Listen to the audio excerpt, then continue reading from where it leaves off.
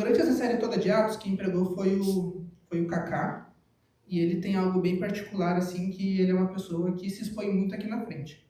Eu acho que todos já perceberam isso, né? Ele chora, fala de Charlie Brown, fala de Bob Marley, e é algo muito normal da nossa comunidade. Tanto quanto a gente era lá da Calvary Norte, era muito comum o Matt falar de desenho. Domingo passado ele levou esqueleto de animal lá pra frente. Então é algo muito normal de quem está aqui na frente acabar se expondo para vocês e trazendo um pouco da nossa vida pessoal aqui também. E hoje eu vou fazer isso, falando de algo que talvez poucas pessoas sabem que eu gosto, e eu gosto bastante. E acho que não faz sentido, acho que quando as pessoas olham para mim, elas não pensam nisso. Mas eu sou uma pessoa que gosta muito de futebol. Não sei se vocês sabiam disso. Tipo, talvez eu tô de chuteira, talvez eu tô com camiseta. Talvez o assunto que vocês mais falem comigo seja futebol, talvez o assunto que eu mais conheça seja futebol, mas não sei se está na cara assim, mas é algo que eu gosto bastante. E dentro do esporte tem jogos que a gente nunca esquece, né? Eu acho que ainda mais a gente como brasileiro, esse ano tá um pouco dolorido falar disso, né? Mas alguns jogos a gente nunca esquece, às vezes por causa de vitórias e às vezes por causa de derrotas.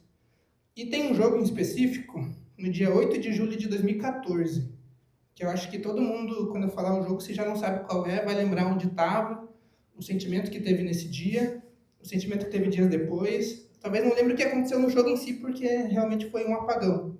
Mas foi o Brasil e a Alemanha. Acho que todo mundo lembra. Mineirão, semifinal de Copa, 7-1. É difícil esquecer desse jogo. Mas não falando do placar em si, do jogo em si, porque isso foi uma catástrofe, né?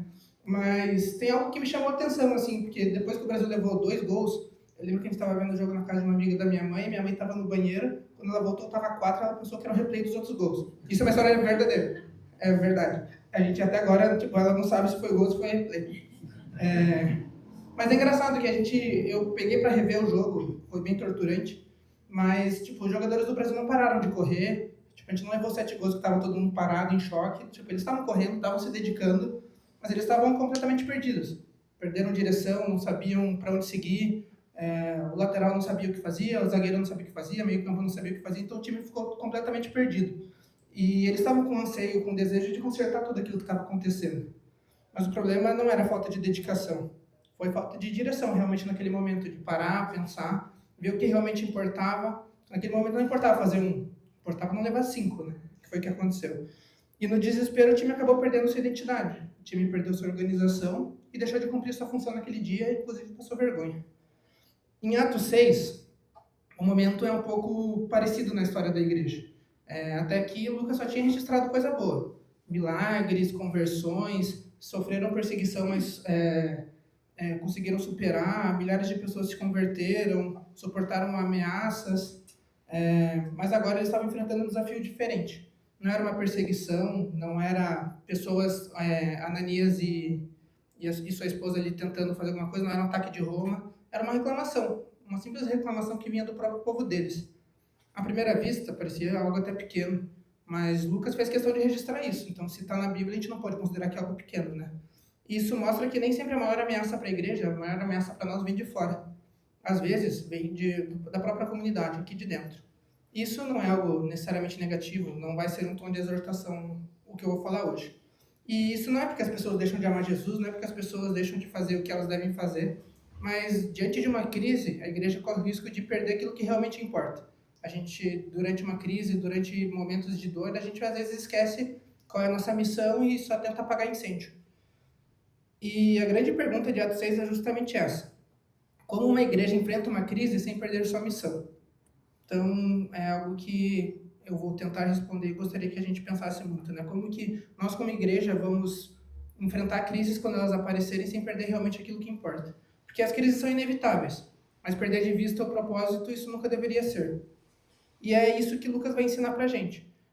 E para entender isso, a gente vai ver que isso não é inédito na história da igreja. Aquilo que os apóstolos e os discípulos passaram ali no início da igreja primitiva também já tinha acontecido milhares de anos atrás, e a gente vai ver o paralelo entre essas duas situações.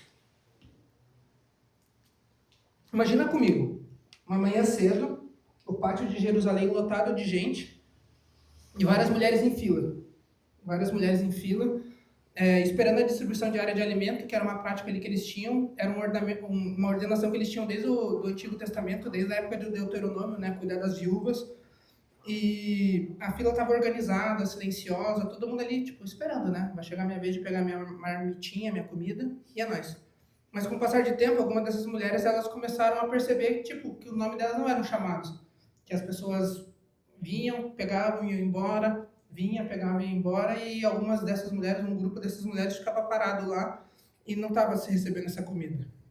Começou um murmúrio baixo, né? Elas começaram a reclamar, um zum, zum, zum bem baixinho, assim, tipo...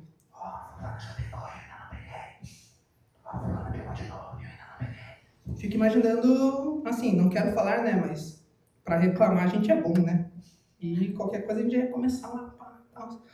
E esse murmúrio foi aumentando, foi aumentando, foi aumentando, até que chegou no ouvido de um dos apóstolos. E ele percebe pela primeira vez que talvez aquela igreja que eles plantaram, aquela igreja que eles iniciaram, ele não conhecia todo mundo. Ele não sabia a necessidade de todo mundo que estava ali na igreja dele. E aí que Lucas começa o relato, né, em Atos 1. Naquele dia, crescendo o número de discípulos, os judeus de fala grega murmuravam contra os judeus de fala hebraica, porque as viúvas estavam sendo esquecidas na distribuição diária de alimento. Vocês percebem aqui que o problema não é porque a igreja estava esfriando, porque eles não estavam servindo, porque eles estavam brigando, é porque estavam crescendo, né? A gente geralmente pensa que crescimento resolve o problema. Mas se você for pensar, uma família que cresce, ela tem que repensar toda a rotina dela, tem que repensar o lado financeiro. Uma empresa que cresce, às vezes ela tem que rever toda a sua redistribuição, pensar em novas lideranças, criar novos departamentos. Uma cidade que cresce precisa rever todo o lado de infraestrutura, precisa rever o lado de urbanismo e tudo mais. Da mesma forma, uma igreja que cresce, ela precisa aprender a cuidar melhor das pessoas, ela precisa aprender a conhecer melhor as pessoas pelas quais estão chegando ali. E até que, várias vezes durante o livro de Atos, Lucas repete, o número de discípulos aumentava, o número de discípulos aumentava, o número de discípulos aumentava. Mas agora ele mostra outro lado dessa multiplicação, né? Porque quanto mais pessoas chegam, maior número de pessoas, mais necessidades, mais diferenças, mais a possibilidade de conflitos. Isso é normal, isso é natural. Isso é importante porque muitas vezes a gente interpreta a crise como a ausência da bênção de Deus. A gente fala, não, a gente está em crise porque Deus esqueceu de nós, a gente está em crise porque Deus não está agindo aqui. Mas nesse caso, e muitas vezes, Atos nos ensina que algumas crises aparecem justamente porque Deus está agindo na nossa vida, justamente porque a gente está prosperando, justamente porque a gente está crescendo. E esse conflito ele não era apenas administrativo, né? Não era uma questão de um grupo que estava sendo esquecido contra um grupo que estava sendo preferido ou privilegiado. Tinha muitas questões por trás, né? No texto ele fala, né? Os judeus hebraicos de fala hebraica contra os judeus de fala grega, né? O que é isso, né? O que significa isso? Ali na terra de Jerusalém era uma miscigenação, uma mistura de muitos povos. E nesse contexto em si tinha os hebreus, que eram sua maioria, que eram judeus, nascidos na Palestina, que tinham sua cultura muitamente ligada a questões já do judaísmo tradicional e tudo mais. Enquanto isso, os gregos, ou helenistas, vocês vão ouvir também falando essa palavra, eram judeus que haviam nascido, crescido em outras regiões, e principalmente regiões onde a cultura grega era muito influente, muito presente. Então, eles haviam posteriormente se convertido ao judaísmo, ou então já nasceram ali naquela cidade, mas totalmente influenciados por outras culturas. E fazendo um paralelo bem próximo, eu acho que a nossa comunidade é bem próximo disso, né? A gente até fala para visitantes que geralmente os curitibanos são minoria na nossa igreja. Porque nós temos pessoas de vários países, de várias cidades, de vários estados, e isso é muito, muito normal de acontecer. E as viúvas, elas estavam sendo negligenciadas ali na distribuição diária de alimentos. A gente não sabe o motivo, a gente não sabe o porquê, a gente não sabe se houve preconceito, a gente só não sabe se houve esquecimento. Lucas, ele não foca no motivo, ele não tenta explicar o porquê pra gente. O foco está em mostrar como a igreja reage quando a unidade dela, quando aquilo que ela está crescendo, está construindo junto, é colocado à prova. E tem uma palavra muito específica que eu queria que a gente perdesse alguns minutinhos nela, que é murmuração. Se a gente for ver em toda a Bíblia, essa palavra é usada várias vezes e citada várias vezes em vários contextos diferentes. Mais especificamente, em Êxodo 16, ela é usada ali quando o povo recém-liberto do Egito começa a reclamar pela falta de comida para Moisés e para Arão, por conta de fome e tudo mais. E essa é a mesma palavra usada, murmuração. Eles começaram a murmurar. E Deus, naquela ocasião, respondeu com graça. Toda manhã eles chegavam e tinham um maná lá, saindo das pedras. Mais tarde, em Números 14, o povo volta a murmurar, né? Então é uma sequência. Mas dessa vez a resposta de Deus é completamente diferente. porque essa murmuração ela já não nasceu de uma necessidade real do povo, mas sim uma desconfiança de Deus. Então, é uma mesma palavra usada em contextos diferentes que tem respostas diferentes de Deus. E o termo usado em Atos 6 é exatamente esse mesmo termo usado, se for traduzir, né, o Antigo Testamento para o grego, então é o mesmo termo. Então, Lucas está fazendo essa referência clara da reclamação das viúvas ali, em Atos 6, com a reclamação e a murmuração que o povo tinha lá no Antigo Testamento. Isso não é coincidência, né? Lucas está dizendo, a igreja está passando pelo mesmo problema que ela passou lá.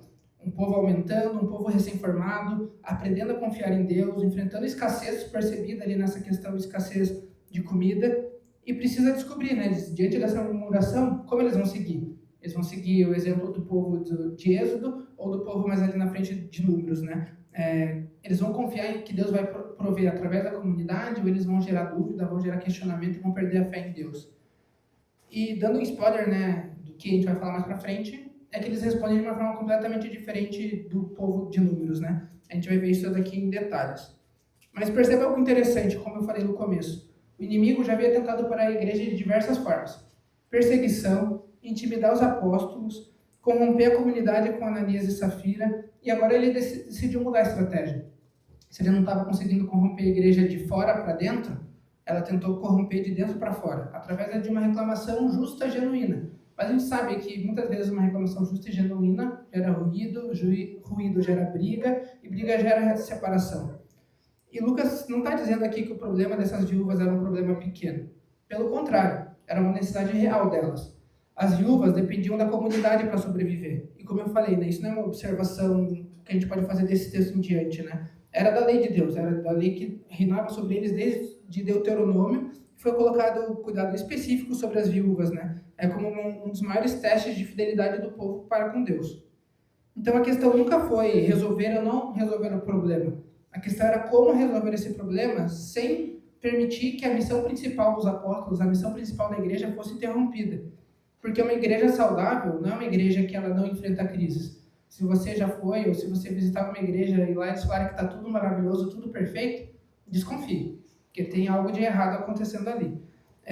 Então, uma igreja saudável é uma igreja que ela aprende a enfrentar essas crises sem deixar de anunciar Cristo de verdade, sem deixar que aquilo que Jesus está falando no nosso coração, sem deixar que os ensinamentos que Cristo nos deixou guie a gente para a gente conseguir reverter essa crise.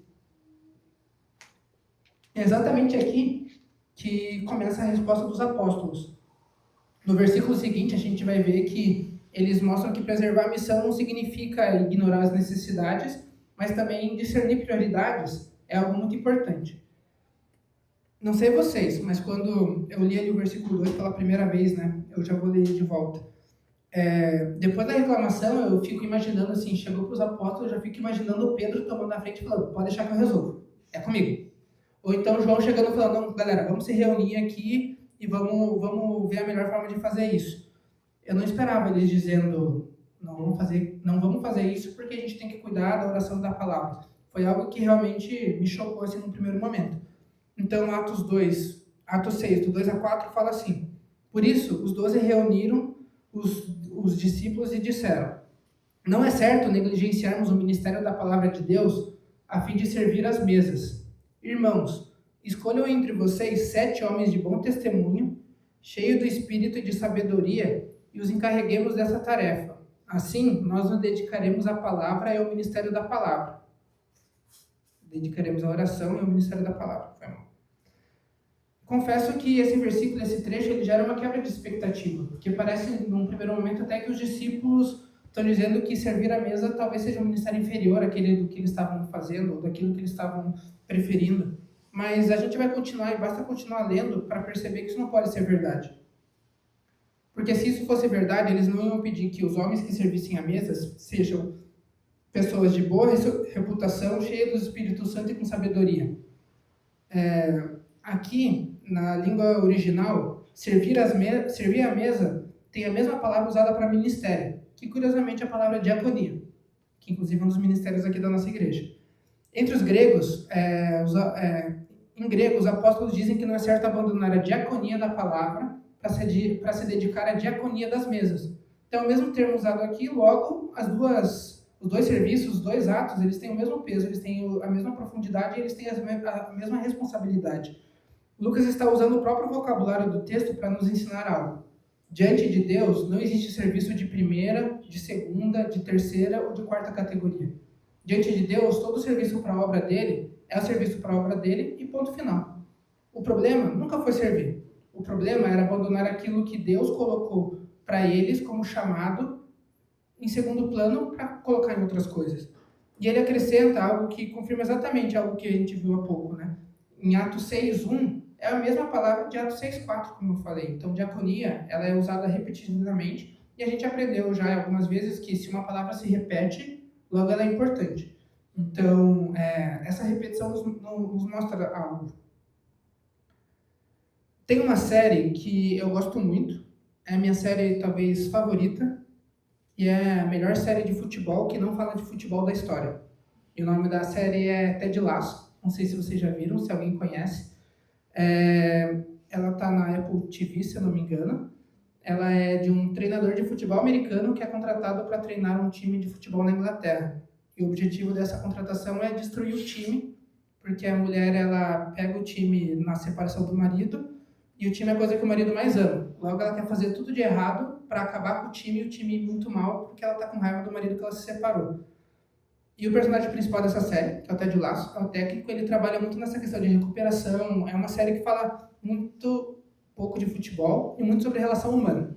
E um dos personagens dessa série é o Jamie Tartt, que é o jogador talvez mais talentoso do time. Ele é um jogador do Manchester City, está emprestado ali no Richmond, que é o time da série. E ele começa como um cara que só joga para si mesmo.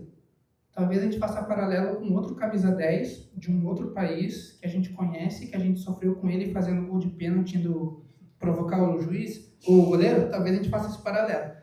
Mas a gente vai ver que a história do Jamie Tartt é totalmente diferente da história do camisa 10 da seleção brasileira. Porque ele começa como um sujeito que só joga para si mesmo. Ele quer ser o herói sozinho, ele não passa a bola. Se ele tem que empurrar o companheiro para fazer o gol, ele faz isso, sem nenhum medo, sem nenhum obstáculo. E tem dois momentos da série que é bem marcante, bem emocionante. Emocionante não tanto, mas bem marcante na virada da história, da construção desse personagem. E um deles, num dos momentos finais do jogo, ele tá com o gol quase aberto, mas ele opta a passar por lado para o companheiro fazer o gol. E todo mundo fica meio em choque, não sabe por que ele fez isso, mas é uma construção que vai sendo feito dele. Em um outro momento, eles têm uma jogada ensaiada chamada Oscar do prêmio, né? Onde esse jogador fica, toca aqui, eu, enquanto o companheiro livre passa atrás de todo mundo sem ninguém perceber e faz o gol. Então esse é todo esse momento de virada de chave, né, desse personagem. E um dos atores da série, ele resumiu bem essa transformação, né, essa construção do personagem. Diz que no começo ele estava tentando ser 1 em 11 jogadores. E ele aprendeu que ele tinha que ser 1 em 11 jogadores. Ele não precisava ser 1 em 1 milhão. Ele não precisava ser o melhor. Ele precisava ser 1 entre 11 do time dele para ajudar o time dele. Porque se o time dele conquistasse o objetivo, ele ia ter o objetivo dele também conquistado. Se ele tentasse conquistar tudo sozinho, ia ser muito mais difícil. E é exatamente isso que os apóstolos escolhem fazer aqui. Eles tinham um talento de sobra, tinham energia de sobra, tinham capacidade de sobra para resolver tudo sozinho. Mas em vez de resolver o problema e servir as viúvas ou chutar pro gol, eles escolheram passar a bola. Eles escolheram levantar novas lideranças, eles escolheram outras pessoas para estar servindo ali no ministério. Porque tem uma pergunta que é muito importante ali no tudo que a gente pensa como igreja, né? O que jamais pode deixar de acontecer? O que jamais a gente pode deixar de fazer? Isso é uma igreja madura. Ela entende que nem toda urgência pode definir nossa prioridade. Porque a urgência muda todo dia mesmo. Mas missão não. Missão a gente tem uma, propósito a gente tem um, e se ele vai mudar em 10, 15 anos depois que a gente já construiu algo concreto, mas não todos os dias. E na verdade esse princípio de proteger a prioridade principal, delegando a responsabilidade, já é algo que a gente já vê desde antigamente, do Antigo Testamento. Vou voltar em Êxodo. Agora em Êxodo 18, é um cenário onde Moisés está sobrecarregado. Ele passa o dia inteiro julgando as causas do povo sozinho. Só faz isso, do amanhecer ao anoitecer. Seu sogro, Jetro, ele olha para essa situação e diz algo direto e concreto para Moisés. Ele fala, você precisa escolher homens capazes e temente a Deus para colocá-los sobre o povo, e só aquilo que for de maior urgência continue chegando a você. Então, escolhe 2, 3, 5 homens aí para continuar ouvindo o povo, continuar fazendo o povo ser ouvido, entender a reclamação dele, e aquilo que foi mais urgente, ou aquilo que vocês não entendem como podem resolver, levem até você. E foi isso que Moisés fez. Vocês reparam a semelhança? Moisés era um homem sobrecarregado. Ali no cenário de Atos, talvez fossem os discípulos sobrecarregados. Um povo crescendo, uma comunidade crescendo, né? Levantando tendo novos convertidos. E uma necessidade real de levantar outros líderes ou novos líderes. Moisés, para ajudar ele nessa questão de ouvir o povo, e ali os apóstolos nessa questão de servir a mesa, servir as viúvas. Os apóstolos, em Atos 6, fazem exatamente isso que o sogro de Moisés recomendou. Logo, a gente pode perceber que isso é um padrão que Deus estabeleceu e que vinha sendo trabalhado com o povo de Israel há milhares de anos. E a sabedoria de delegar, sem abandonar o essencial, é um fio que atravessa toda a Escritura, desde o Antigo Testamento, e isso é evidenciado ali em Jesus. Além disso, né, o ministério de Jesus, em Marcos 1, ele passa o dia todo curando enfermos, e na manhã seguinte, a multidão inteira volta a procurar por ele. Em Marcos 1, do 37 ao 38. Todos estavam te procurando, ele, porém, disse-lhes, vamos para outros lugares, para que eu pregue também ali, porque foi para isso que eu vim. Jesus, ele sabia distinguir exatamente o que era necessidade real de missão e o que era urgência ou necessidade de momento. Os apóstolos aprenderam direto da fonte, aprenderam da melhor forma como fazer isso. E como nós vamos ver na conclusão, é exatamente esse mesmo padrão que Jesus estabeleceu e que Jesus fez que torna possível tudo aquilo que a igreja faz em Atos 6. E pra gente é muito difícil viver esse princípio, né? Nós vivemos numa cultura em que tudo parece urgente, o celular vibra, o celular toca, chega notificação, a gente recebe ligação, toca uma sirene, a gente já vai na janela ver o que é. Uns domingos atrás estava uma mulher gritando, foi todo mundo já ver o que era, pensaram que era eu gritando, mas não era uma mulher bem louca na rua. E a gente passa sem perceber o dia inteiro apagando incêndio. Quem que já teve essa sensação que trabalhou o dia todo, chegou em casa cansado e parece que não fez nada, porque você só estava resolvendo coisa atrasada, ou urgência, ou apagando literalmente incêndios? E talvez seja essa uma das perguntas mais importantes que Atos faz, e eu vou repetir. O que jamais pode ser abandonado? No caso dos apóstolos, era a oração e o ministério da palavra. No nosso caso, no seu caso, a pergunta continua aberta. Cada um vai ter uma resposta, e nós como igreja temos que pensar uma resposta que atenda toda a nossa comunidade, ou atenda a maioria da nossa comunidade. E é justamente aqui que Lucas mostra algo extraordinário. A solução da igreja não foi fazer os apóstolos trabalharem mais, foi levantar novas pessoas para servir. David Guzik, no seu comentário, ele fala assim, delegar não foi os apóstolos se livrando de um problema chato, foi a igreja descobrindo que necessidades não resolvidas são uma porta aberta para trazer mais pessoas para dentro do ministério. O problema daquelas viúvas não diminuiu a igreja, ela fez a igreja crescer em outra direção, em número de servos, não só em número de convertidos.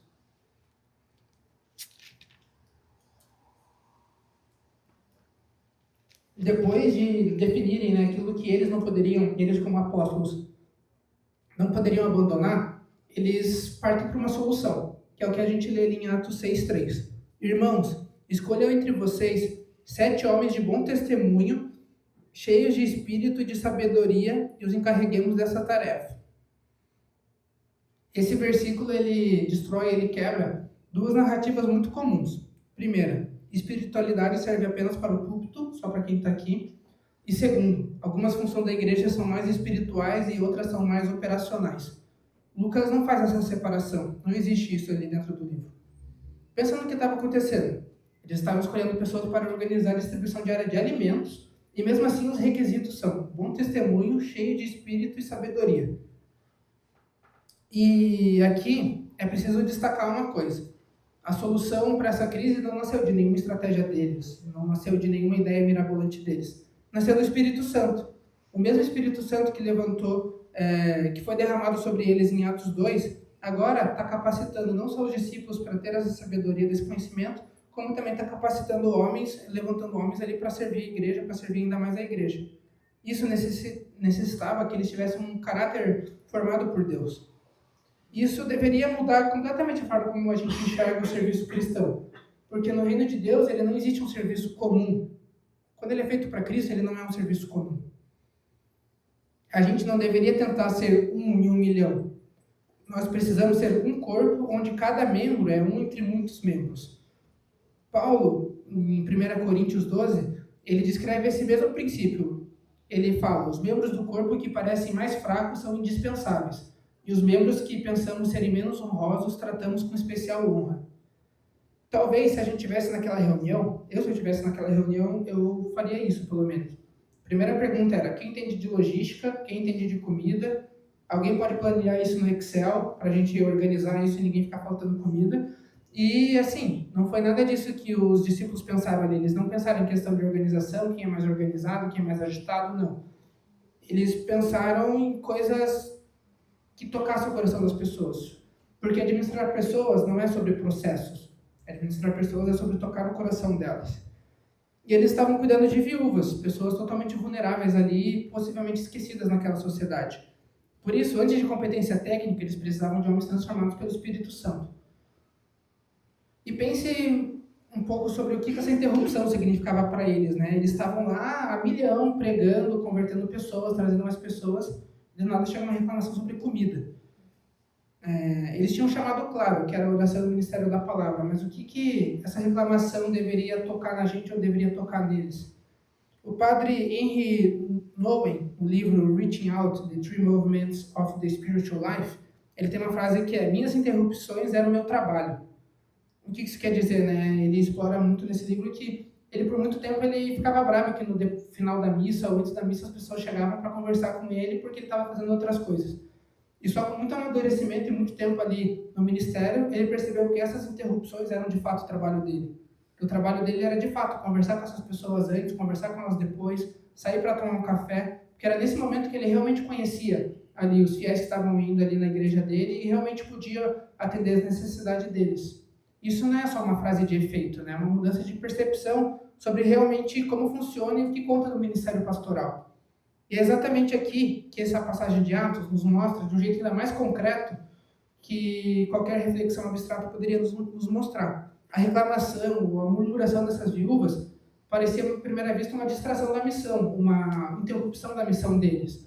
Mas Lucas, ele revela para a gente que algo que essa interrupção vai levar. O que parecia desviar o trabalho dos apóstolos, do trabalho real deles, na verdade poderia ser o início de algo que eles nem estavam enxergando. Uma quebra, uma ruptura na igreja, ou até como a gente vai ver o que aconteceu, na verdade foi um movimento que trouxe muito mais pessoas para dentro da igreja, esse simples fato de eles atenderem essa necessidade das viúvas. E talvez isso seja uma das lições mais difíceis de aceitar na vida cristã. Nem sempre a gente vai conseguir distinguir o que é distração do que é vocação. A gente não vai conseguir distinguir o que está nos distraindo do que a gente realmente quer, do que é aquilo que a gente tem que seguir fazendo porque realmente é a nossa vocação. Depois disso, tem um dos detalhes que eu acho mais sensíveis e mais bonitos dessa passagem. Versículos 5 e 6. Tal proposta agradou a todos. Então escolheram Estevão, homem cheio de fé e do Espírito Santo, Felipe, Prócoro, Nicanor, Timon, Pármenas e Nicolau, que havia se convertido ao judaísmo e era proveniente de Antioquia. Apresentaram estes homens aos apóstolos, os quais oraram e lhes impuseram as mãos. Os 7 nomes, Estevão, Felipe, Prócoro, Nicanor, Timon, Pármenas e Nicolau, são nomes de origem grega. Isso deveria acender um alerta para a gente, porque eles não responderam à reclamação tentando defender a imagem da igreja. Eles não tentaram atender aquela reclamação delas de alguma outra forma. Eles confiaram justamente ao grupo que elas faziam parte, então pessoas com possivelmente origem helenista, origem grega, a missão de responder esse chamado e atender aquelas viúvas. O Guzik fala assim: a escolha dos nomes gregos para cuidar da distribuição demonstrou sensibilidade deliberada da igreja para com um grupo que havia se sentido ofendido, precisava de confiança real colocada nas mãos de quem mais tinha motivo para desconfiar. Então, no momento que elas mais tinham motivo para, talvez, falar, viu, eles realmente não olham para a gente, viu, realmente eles não vão atender a gente, eles foram lá e escolheram pessoas que possivelmente elas conheciam, pessoas do círculo delas para atender a necessidade delas. Isso, Lucas nos mostra que muitas vezes passa despercebido, né? Esses 7 homens, eles começaram servindo mesas. Eles começaram com algo talvez para os nossos olhos pequenos, ou talvez algo invisível.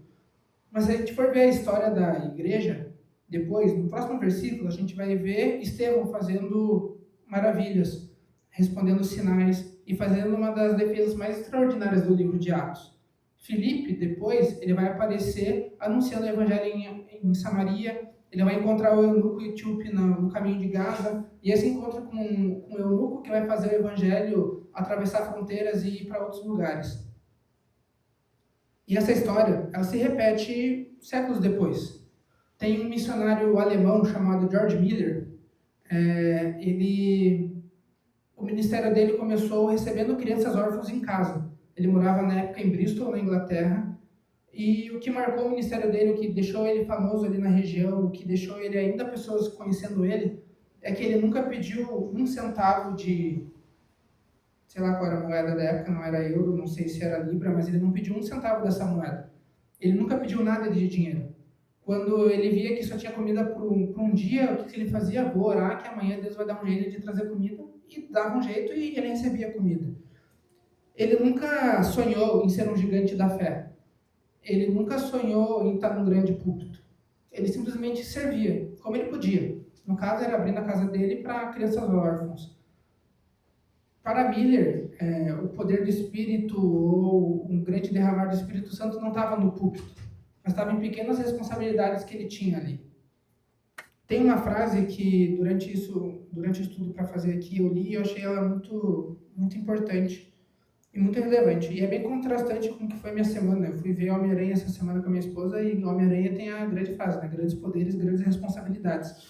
Mas aqui no reino de Deus, muitas vezes a fidelidade nas pequenas coisas, nas pequenas responsabilidades, é o caminho pelo qual Deus nos prepara para responsabilidades ainda maiores.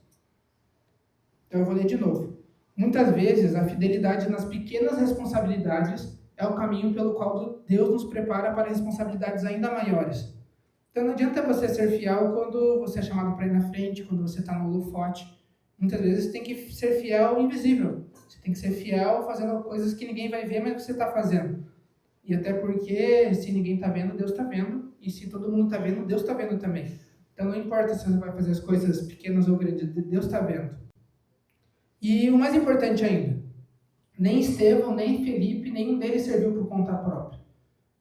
Servir nunca começa em nós. Servir nunca começa na minha vontade, na minha disposição.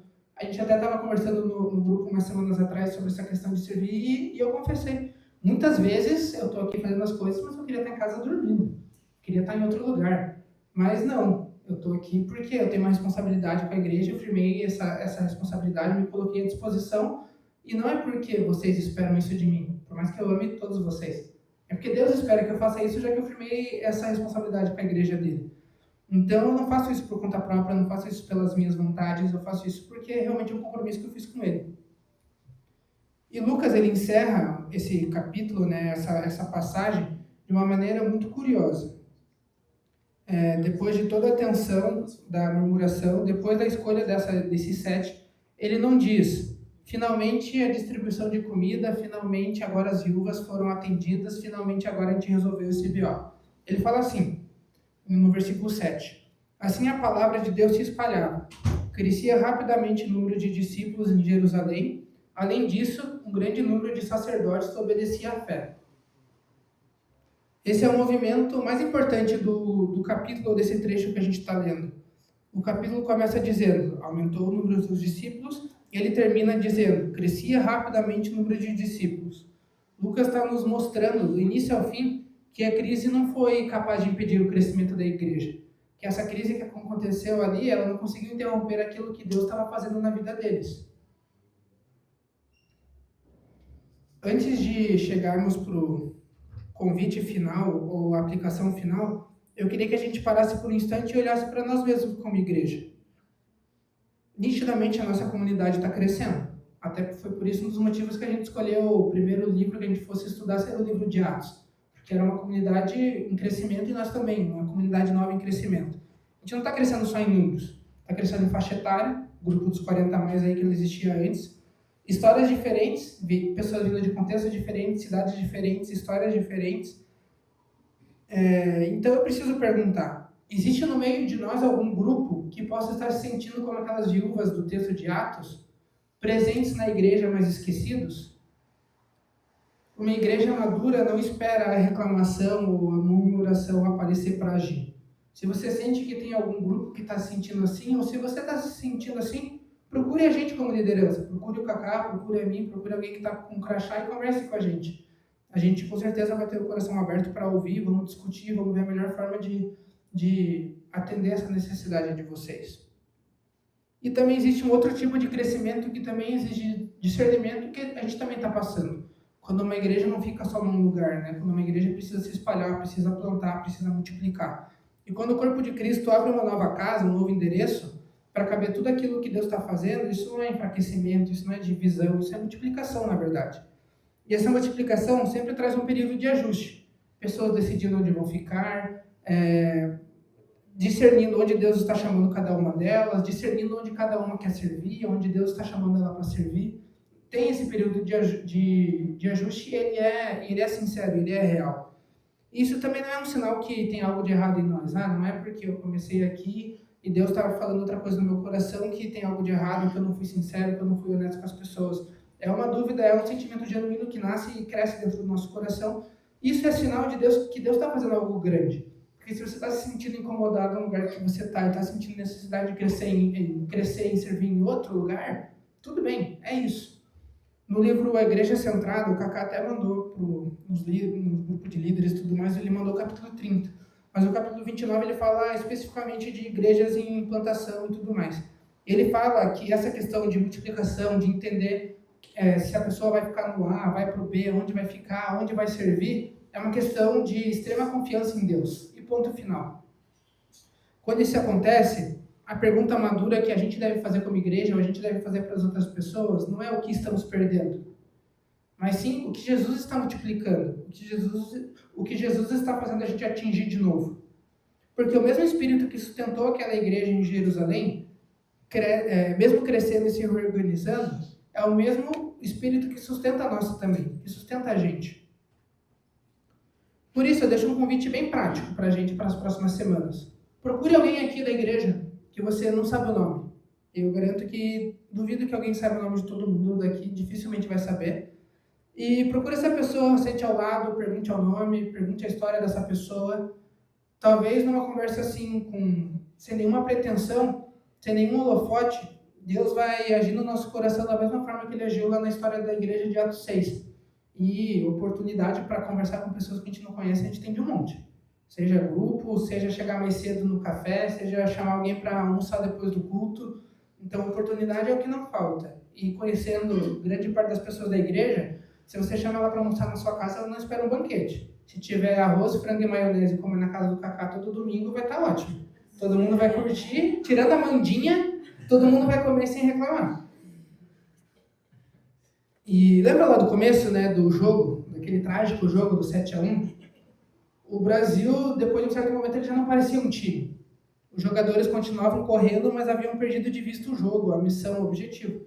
Eles só estavam tentando passar menos vergonha e no fim passaram mais vergonha.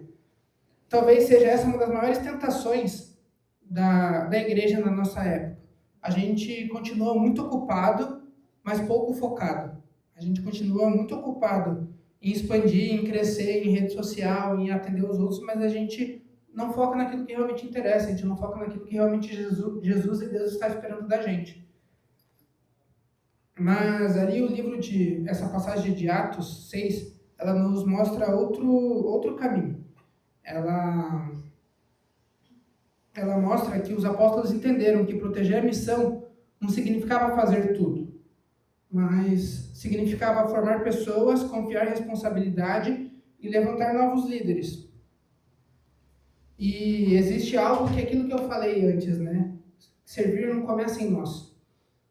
Nenhum dos 7 homens que serviu lá naquela igreja serviu por vontade própria. Eles serviram assim porque antes deles, alguém já havia servido primeiro. Jesus, ele recusou se ficar em Cafarnaum para continuar sua missão. Ele é o mesmo que disse assim em Marcos 10:45. O Filho do Homem não veio para ser servido, mas para servir e para dar sua vida em resgate de muitos. Se você olhar para toda a história da Bíblia, vai perceber que Atos 6 não fala apenas sobre 7 homens. Está falando de um servo maior, está falando de Jesus.